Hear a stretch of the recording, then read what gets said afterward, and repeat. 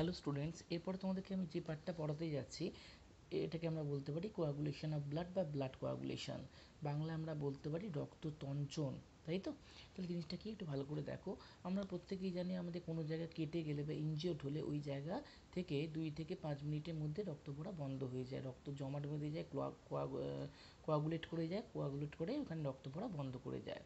তোমরা সেটা মনে রাখবে, এটা হচ্ছে দেহের একটা হিমোস্ট্যাসিস পদ্ধতি। হিমোস্ট্যাসিস মানে হচ্ছে এটা নিজে থেকেই ঘটে এবং দেহের সুরক্ষা প্রদানের জন্য বা দেহকে প্রোটেক্ট করবার জন্য দেহ নিজে থেকেই রক্ত পড়া বন্ধ করে দেয়। যদি না করতে পারতো তাহলে সমস্ত বডি ব্লাড ওইখান দিয়ে বেরিয়ে গিয়ে ইনজুর্ড জায়গা দিয়ে আমরা একসময় মারা যেতাম, তাই তো? এটা কিন্তু খুব একটা গুরুত্বপূর্ণ পদ্ধতি বলা চলে। তা রক্তের এই গুরুত্বপূর্ণ পদ্ধতিটা পড়তে গেলে আমাদেরকে কীভাবে রক্ত সঞ্চিত হয় বা হাউ ব্লাড কোয়াগুলেশন অকার, এই পুরো ব্যাপারটাকে আমাদের জানতে হবে। তা এইটা জানতে গেলে আমাদের কতগুলো জিনিস আগে একটু জেনে নেওয়া দরকার। ভালো করে একটু দেখে নাও যে প্রথমে দেখো, রক্ত একটা যেখানে দুটো শর্ট কোশ্চেন আসতে পারে, একটা বিটি একটা সিটি। বিটিকে আমরা বলতে পারি ব্লিডিং টাইম আর সিটিকে বলতে পারি ক্লটিং টাইম। তা বিটি কথাটা মানে কি, দেখো কোনো জায়গায় ইনজিওর্ড হওয়ার বা রক্ত মানে বেরোনো থেকে শুরু করে সেখানে ব্লিডিং মানে রক্ত বন্ধ হওয়া পর্যন্ত যে টাইমটা, অর্থাৎ মনে করো কোনো জায়গা কেটে গেল, সেখান থেকে রক্ত বেরোতে শুরু করলো, সেই সময় থেকে শুরু করে রক্ত বন্ধ হলো সেই সময়কাল পর্যন্ত আমরা টাইমটাকে বলি ব্লিডিং টাইম, যেটা 1 থেকে 4 মিনিট সময় লাগে, 1 to 4 মিনিটস। আর সিটি মানে ক্লটিং টাইম কি, রক্ত বেরোনো থেকে শুরু করে, অর্থাৎ যে সময় ইনজিওর্ড জায়গা থেকে ব্লাড বেরোতে শুরু করলো সেই জায়গা থেকে শুরু করে সেই সময় থেকে শুরু করে রক্ত কোয়াগুলেট করলো মানে জমাট বাঁধা পর্যন্ত যে টাইমটা, তাকে আমরা ক্লটিং টাইম বলি, যেটা 2 থেকে 8 মিনিট বা 2 to 8 মিনিটস টাইম লিখে যায়। ওকে, এবারে ভালো করে চলে আসো রক্ত তঞ্চনের জন্য আমাদের কী কী দরকার। ভালো করে দেখো, আমাদের রক্ত তঞ্চনের জন্য কতগুলো জিনিসের আগে দরকার, সেটা হচ্ছে 13টা জিনিস, অর্থাৎ যেগুলোকে আমরা 13 ফ্যাক্টরস বা 13টা উপাদান বলতে পারি, যেগুলো ছাড়া রক্ত কখনোই জমাট বাঁধতে পারে না। এই 13টা উপাদানের নামের মধ্যে এখন তোমাদের নিচু ক্লাসের সিলেবাসে মোটামুটি 4টে ফ্যাক্টর তোমরা মাথায় রাখবে। কী কী বলছি একটু শুনে রাখো। ফ্যাক্টর 1কে আমরা বলি ফাইব্রিনোজেন, ভালো করে দেখো, ফাইব্রিনোজেনকে ফ্যাক্টর 1 বলি। ফ্যাক্টর 2কে বলি প্রথ্রম্বিন। এই দুটোই হচ্ছে প্লাজমা প্রোটিন। প্লাজমা প্রোটিন মানে রক্তের মধ্যে রক্ত রসে যে প্রোটিন থাকে তাকে প্লাজমা প্রোটিন বলে। ওকে, ফ্যাক্টর 3কে আমরা বলতে থ্রোম্বোপ্লাস্টিন। হ্যাঁ, থ্রোম্বোপ্লাস্টিন বা থ্রোম্বোকাইনেজও বলে এটাকে। এই থ্রোম্বোপ্লাস্টিন বা থ্রোম্বোকাইনেজ এটা অণুচক্রিকা বা প্লেটলেটস ভেঙে বেরোয়, বারবার করে বলছি, এটা প্লেটলেটস থেকে বা অণুচক্রিকা থেকে বেরোয়। এরপরে ফ্যাক্টর 4টাকে আমরা বলি ক্যালসিয়াম আয়ন বা Ca++ আয়ন। ঠিক আছে, এই যে এই 4টি উপাদান ছাড়াও আরও কিন্তু মোট টোটাল লাগে 13টা উপাদান। 13টা উপাদানের মধ্যে আমি কয়েকটা নাম বলছি, একটু জাস্ট শুনে রাখো। ফ্যাক্টর 4টাকে আমরা বলতে পারি, এখানে ক্যালসিয়াম আয়ন তো বলেই দিলাম। ফ্যাক্টর 5কে আমরা বলতে পারি ল্যাবাইল ফ্যাক্টর। ফ্যাক্টর 6কে আমরা বলতে পারি অ্যাক্সিলারিন। ফ্যাক্টর 7কে আমরা বলতে পারি স্টেবল ফ্যাক্টর। ফ্যাক্টর 8কে বলতে পারি AHF anti haemophilic factor. Factor 9কে বলে ক্রিসমাস ফ্যাক্টর। এখন এগুলো তোমাদের মনে রাখতে হবে না, তবে এই দুটো ফ্যাক্টরের নাম একটু তোমরা একটু মনে রাখতে পারো। ফ্যাক্টর দেখো 8, এটা হচ্ছে AHF, এটা ক্লাস 10-এ উঠে পড়বে, অ্যান্টি হিমোফিলিক ফ্যাক্টর। আর আমরা বলতে পারি ফ্যাক্টর 9, ফ্যাক্টর 9কে আমরা বলতে পারি খ্রিস্টমাস খ্রিস্টমাস ফ্যাক্টর, এটাকে আমরা বলতে পারি। এই দুটো ফ্যাক্টর পরবর্তীকালে কেন বললাম না ওটা মনে রাখবে, এই দুটো ফ্যাক্টরের অভাবে আমাদের দেখবে একটা বংশগত রোগ হয়, যেটাকে আমরা হিমোফিলিয়া বলি, এটার জন্য দায়ী, যেটা ক্লাস 10-এ পড়বে, এখন তোমাদের সিলেবাসে নেই। মানে ক্লাস 10-এতে হিমোফিলিয়া ব্যাপারটা আছে, এটা বংশগত রোগ, এটা যদিও এই চ্যাপ্টার নয়, এটা বংশগতি বলে একটা আলাদা চ্যাপ্টার হেরিডিটির মধ্যে পড়ছে, এটা পরে আমি বলবো খন, শুধু জাস্ট নাম দুটো এই চ্যাপ্টারের মধ্যে এখন মনে রাখতে হবে। আচ্ছা, এরপরে দেখো যেটা বলছি কীভাবে রক্ত তঞ্চিত হয়। দেখো, রক্ত তঞ্চিত হতে গেলে প্রথমে মনে করো এটা আমাদের রক্ত, দেখো এটা মনে করো আমাদের একটা রক্তবাহ, মনে করো সেটা কোনো একটা জালক বা ব্লাড ক্যাপিলারিস আমরা বলতে পারি, তাই তো? এই ব্লাড ক্যাপিলারিসগুলো কোনো কারণে এরকম করে কেটে গেল, ভালো কথা।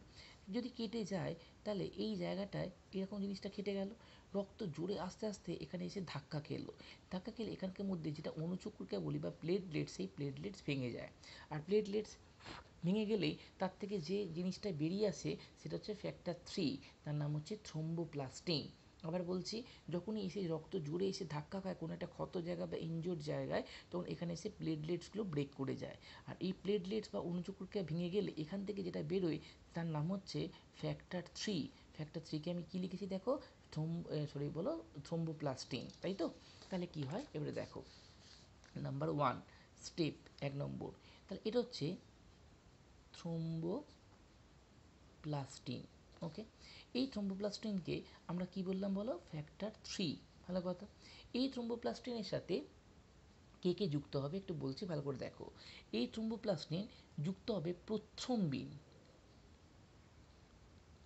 প্রথ্রম্বিন কাকে বলি বলো, ফ্যাক্টর দেখে নাও 2কে, তাই তো, ফ্যাক্টর 2কে দেখো প্রথ্রম্বিন লিখেছি, এটা হচ্ছে ফ্যাক্টর 2, এর সাথে যুক্ত হয়।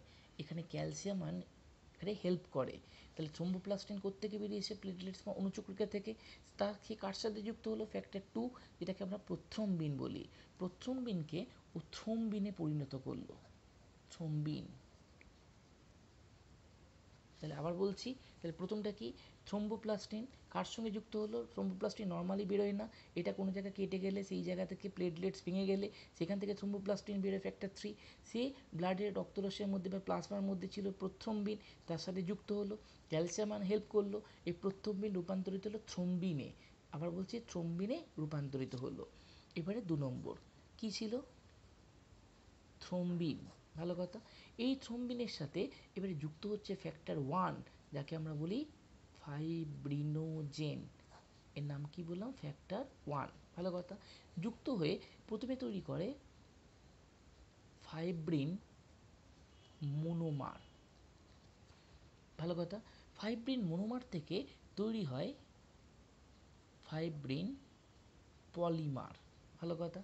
পলিমার, মনোমার মানে একটা মলিকিউলস, পলিমার মানে অনেকগুলো মলিকিউলস, অর্থাৎ অনেকগুলো ফাইব্রিন মলিকিউলস যুক্ত হয়ে, অণুযুক্ত হয়ে তৈরি করে অনেকগুলো একটা বিরাট অণু, যাকে আমরা বলি ফাইব্রিন পলিমার। এই ফাইব্রিন পলিমার থেকে তৈরি হচ্ছে ফাইব্রিন। এই ফাইব্রিন এখানে প্লাগ করে দেয়। প্লাগ মানে কি, ওই জায়গাটাকে একটা নেটওয়ার্ক তৈরি করে দেয়, এরকম জালক, মানে সেই জালকগুলোকে ভেদ করে আর কিন্তু ব্লাড বেরোতে পারে না।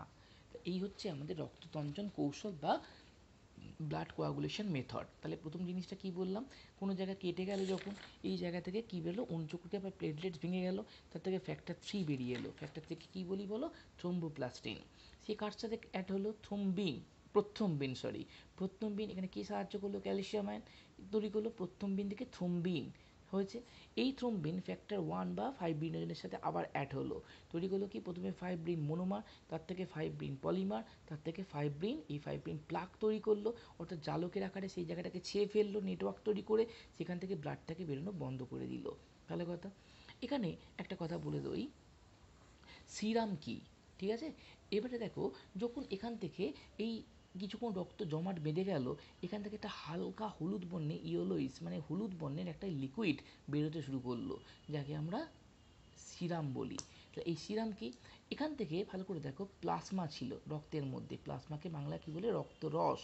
এই প্লাজমার মধ্যে ফাইব্রিনোজেন কিন্তু আটকে গেল রক্ততঞ্চনের জন্য। তাহলে প্লাজমার মধ্যে বা রক্তরসের মধ্যে ফাইব্রিনোজেন আটকে গেল রক্ত তঞ্চনের বা কোয়াগুলেশনের জন্য। তাহলে বাকি যে প্লাজমাটা বেরিয়ে এলো, তার মধ্যে কিন্তু কোনো ফাইব্রিনোজেন নেই, তাকে আমরা সিরাম বলি। তাহলে সিরাম মিন্স বলো, fibrinogen less plasma is called serum, অর্থাৎ ফাইব্রিনোজেন বিহীন যে রক্তরস, তাকে আমরা সিরাম বলতে পারি। বুঝতে পারলে? তাহলে serum is the fibrinogen less plasma. তাহলে প্লাজমা আর সিরামের মধ্যে মেন পার্থক্য কি, সিরাম আর রক্তরসের মধ্যে মেন পার্থক্য কি, রক্তরস বা প্লাজমার মধ্যে ফাইব্রিনোজেন থাকে আর সিরামের মধ্যে ফাইব্রিনোজেন থাকে না, এটা মনে রেখো। ওকে, এরপর আমি কতগুলো জিনিস বলছি, দেখো। রক্ততঞ্চন মানে জমাট যাতে না বাঁধে, তার জন্য আমাদের বডির ভেতরেও কিন্তু রক্ত তঞ্চিত হয় না, তাই তো। আমাদের বডির ভেতরে রক্ত কেন তঞ্চিত হয় না, এখানে 3টে কারণ বলতে পারি যার জন্য আমাদের বডির ভেতরে রক্ত তঞ্চিত হয় না। 1 নম্বর দেখো, আমাদের রক্ত কার মধ্যে দিয়ে ফ্লো করে বলো, শিরা বা ধমনী, ভেন কিংবা আর্টারি। এদের যে ওয়ালগুলো, এই ওয়ালগুলো খুব স্মুথ, মসৃণ, ফলে এর মধ্যে দিয়ে খুব দ্রুত গতিতে রক্ত যাওয়ার সময় এখানে কিন্তু প্লেটলেটস বা অণুচক্রকে ভাঙতে পারে না। আর অণুচক্রকে বা প্লেটলেটস যদি না ভাঙে, তাহলে থ্রোম্বোপ্লাস্টিনও হলো বেরোবে না, বা থ্রোম্বোকাইনেজ যেটা ফ্যাক্টর 3, এটা কিন্তু বেরোবে না, ফলে রক্ত তঞ্চিত হবে না, নাম্বার 1।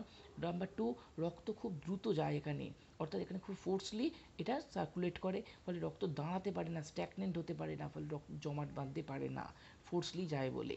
3 নম্বর কি, রক্তের মধ্যে একটা ডাব্লিউবিসি, আমরা জানি শ্বেত রক্তকণিকা বা ডাব্লিউবিসি, তার নাম হচ্ছে বেসোফিল, তাই তো। এই বেসোফিল থেকে একটা জিনিস বেরোয়, নাম হচ্ছে হেপারিন। এই হেপারিন নামে পদার্থটা যেটা বেসোফিল ডাব্লিউবিসি থেকে বেরোচ্ছে, এই হেপারিন রক্ত তঞ্চিত হতে দেয় না দেহের ভেতরে, অর্থাৎ এটা একটা অ্যান্টিকোয়াগুলেন্ট, অর্থাৎ তঞ্চন রোধী পদার্থ, যেটা দেহের ভেতরে রক্তকে কখনোই তঞ্চিত হতে দেয় না। এই তিনটে কারণের জন্য আমাদের বডির ভেতরে ব্লাড কখনো জমাট বাঁধতে পারে না। হ্যাঁ, জমাট বাঁধলে খারাপ, তাহলে বডির ভেতরে সার্কুলেশন বন্ধ হয়ে যেত। দেহের বাইরের কোনো জায়গায় কেটে গেলে জমাট বাঁধলে সেটা ভালো। ওকে, আর কি বলছি দেখো, এখানে কতগুলো পদার্থ আমাদের তঞ্চনে বাধা দেয়, যাদেরকে আমরা বলতে পারি অ্যান্টিকোয়াগুলেন্ট সাবস্টেন্স বা তঞ্চন রোধী পদার্থ বলতে পারি। সেই তঞ্চন রোধী পদার্থগুলোর নাম কি একটুখানি বলছি, ভালো করে একটু দেখে নাও। বলছি দেখো, এরকম কয়েকটা তঞ্চন রোধী পদার্থের মধ্যে আমরা বলতে পারি সাপের বিষ। সাপের বিষ মানে কি, দেখো কোনো জায়গায় যখন দেখবে সাপ কামড়ায় সেই জায়গা থেকে রক্ত বেরিয়ে যায়। এছাড়া জোঁকের দেহে তোমরা দেখবে লিচ, যেটাকে আমরা বলি জোঁক, জোঁকের দেহে হিরোডিন নামে একটা পদার্থ থাকে, হিরোডিন, যেটাও কিন্তু একটা অ্যান্টিকোয়াগুলেন্ট বা তঞ্চন রোধক পদার্থ। এছাড়া আমরা ব্লাড ব্যাংকে যেটা ইউজ করি সেটার নাম হচ্ছে সোডিয়াম সাইট্রেট। মনে থাকবে কি বললাম, ব্লাড ব্যাংকে দেখবে রক্ত যখন ওই কাঁচের বোতল করে রক্ত নিতে আসে, তখন কিন্তু আমরা সোডিয়াম সাইট্রেট দিয়ে, যাতে রক্ত না কোয়াগুলেট করে যায়, জমাট বেঁধে যায় ব্লাড ব্যাংক পর্যন্ত যাওয়ার সময়, তখন আমরা সোডিয়াম সাইট্রেটকে ইউজ করি। ওকে, তাহলে তোমাকে কোশ্চেন করতে পারে ব্লাড ব্যাংকে আমরা কোন কোয়াগুলেন্টকে ইউজ করি যাতে রক্ত জমাটটা না বেঁধে যায়, তার নাম কি বললাম, সোডিয়াম সাইট্রেট, মনে থাকবে। এছাড়া ইডিটিএ নামে একটা পদার্থ আছে, ইডিটিএ। ইডিটিএ ফুল ফর্ম হচ্ছে ethylene die amine tetra acetate. Ethylene die amine tetra acetate, এই ইডিটিএ নামে পদার্থটাও রক্ত তঞ্চন হতে মানে বাধা দেয়। এছাড়া আরও কিছু পদার্থ আমরা নাম বলতে পারি, যেমন sodium fluoride, try sodium citrate, এছাড়া ভিকোমারনল, এরকমভাবে আরও কিছু পদার্থ থাকতে পারে যেগুলো রক্ত তঞ্চনে বাধা দেয়, মনে থাকবে। এদেরকে আমরা অ্যান্টিকোয়াগুলেন্টস বলতে পারি। ঠিক আছে, তাহলে এটা গেল মোটামুটি রক্ততঞ্চন পদ্ধতি থেকে শর্ট কোশ্চেন কি বিটি কাকে বলে, ব্লিডিং টাইম, সিটি কাকে বলে, সিটি, আর এই চারটে ফ্যাক্টরের নাম ভালো করবে, এই পদ্ধতিটা পড়বে, রক্ত কেন আমাদের দেহের ভেতরে রক্ততঞ্চিত হয় না সেটা ভালো করে পড়তে হবে। আর কি পড়বে, রক্ততঞ্চন যে পদ্ধতিটাকে বললাম সেটা পড়তে হবে। আর রক্ততঞ্চনের রোধী কতগুলো নাম, অর্থাৎ তঞ্চনে বাধা দেয় এমন কিছু পদার্থ যাদেরকে অ্যান্টিকোয়াগুলেন্ট বলে, তাদের নাম কিছু এখান থেকে পড়তে হবে। ওকে, এই অবধি পড়ালাম। নেক্সট ক্লাসটা আমি হাড়টাকে পড়িয়ে দেবো।